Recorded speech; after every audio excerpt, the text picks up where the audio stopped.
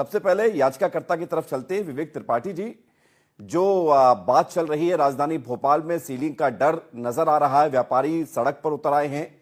क्या आप मान रहे हैं इसको लेकर? किस तरह का एक्शन जो नगर निगम के द्वारा लिया जा रहा है सुप्रीम कोर्ट के आदेश के बाद, वो सही दिशा में है या आपको लगता है कुछ और बेहतर होना चाहिए?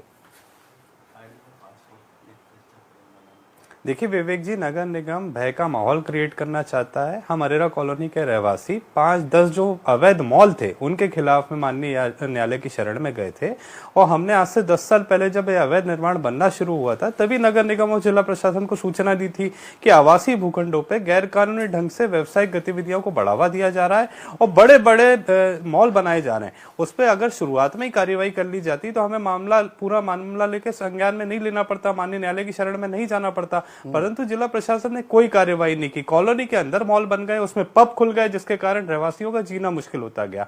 अब जब हमने उन पे कार्रवाई की बात कही थी, 20 मई को माननीय सर्वोच्च न्यायालय ने नगर निगम भोपाल को निर्देशित किया कि आप 4 अगस्त तक इन सभी मॉलों पे कार्रवाई करके अपनी ATR एक्शन टेकन रिपोर्ट प्रस्तुत करें। तब नगर निगम ने खुद देखा, सर्वे किया और लगभग 1500 अवैध दुकानों को, अवैध मॉलों को चिन्हित किया, उनको नोटिस सर्व किया। अब 1 महीना हो गया है, सर्वोच्च न्यायालय ने स्पष्ट निर्देश दिया है कि इन सभी अवैध मॉलों पे कार्रवाई होनी चाहिए। ये वो मॉल है जिनके अंदर शराब की दुकान, पब, चाय सुट्टा बार रहवासी क्षेत्रों में संचालित हो रहे हैं, तो उससे जीवन यापन करना दुर्भर होता जा रहा है। इसी की हमने शिकायत की थी, परंतु नगर निगम इन बड़े भू माफियाओं को बचाने की जगह मतलब आप ये कह रहे हैं कि नगर निगम का जिस तरह का रवैया है उससे आप संतुष्ट नहीं है, नगर निगम की कार्यवाही आपके अकॉर्डिंग सही नहीं है?